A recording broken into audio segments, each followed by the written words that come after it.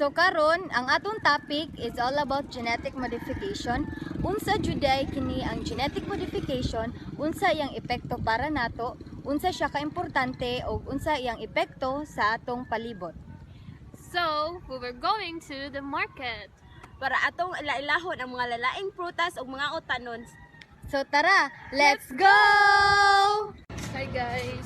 So, I am with my roommates today. Hi guys. Hi What guys. to make Madulong mga ladies. fun guys. What to make isa ka Ikaw tanong mo ang intro bro. Hi. no, It's raining. Kani ka ganan. video ba?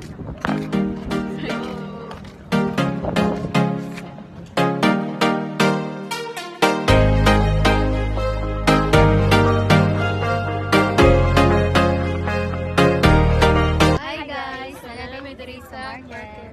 So, let's go. Ang genetic modification o GM ay isang teknolohiya kung saan binabago ang DNA ng mga organismo. Ito man ay halaman, hayop o mikrobyo upang makuha ang mga katangiang nais ng tao.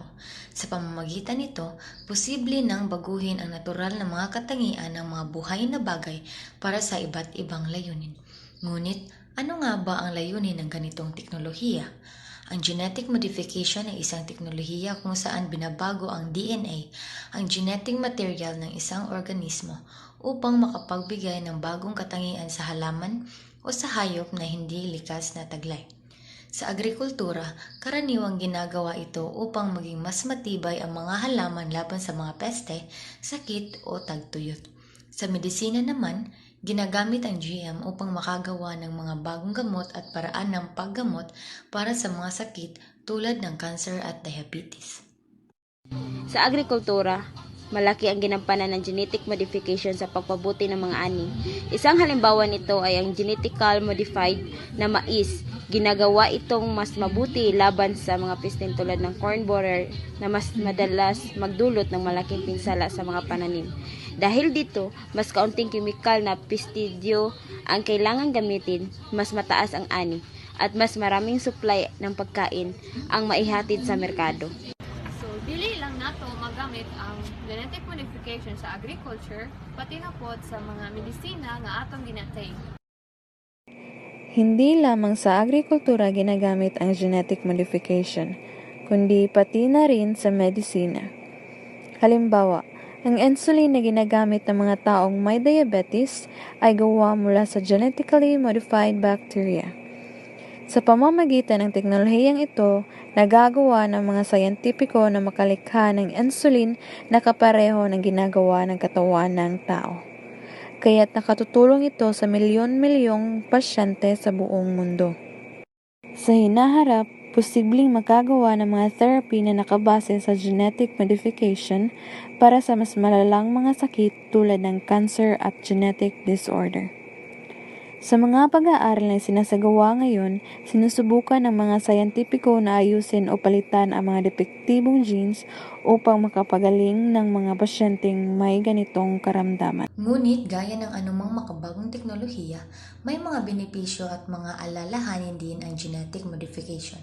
Sa isang banda, maaaring makatulong ito upang madagdagan ang ani, mapababa ang gastos sa produksyon at maghatid ng mas murang pagkain sa mga pamilihan.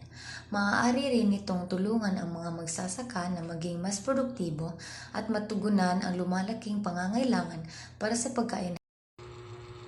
Sa aspeto naman ng kalusugan, patuloy pa rin ang pag-aaral upang matiyak na ligtas ang GM food sa pangmatagalang pangkonsumo. Bagaman ang mga produktong GM na nasa merkado ngayon ay dumaan sa mahigpit na pagsusuri ng mga ahensya ng gobyerno at mga sayantipiko, may mga tao pa rin ang nangangamba sa posibleng epekto nito sa kalusugan ng tao.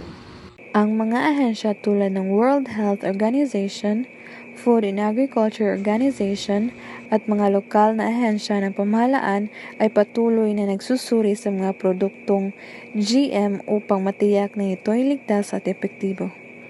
Gayunpaman, mahalaga na patuloy na magtanong at mag-research upang makuha ang tamang impormasyon mula sa mga eksperto. Ang genetic modification ay isang makapangyarihang teknolohiya na may potensyal na magdudulot ng malaking pagbabago sa ating mundo. Sa sa pagkain man o sa mga medisina. Gayon pa man, tulad ng anumang teknolohiya, kinakailangan ang tamang pangangasiwa, regulasyon at pagpatuloy na pag-aaral upang matiyak na ligtas ito para sa lahat. Bilang mamamayan, mahalaga na tayo'y maging responsable sa paghahanap ng tamang impormasyon tungkol sa genetic modification.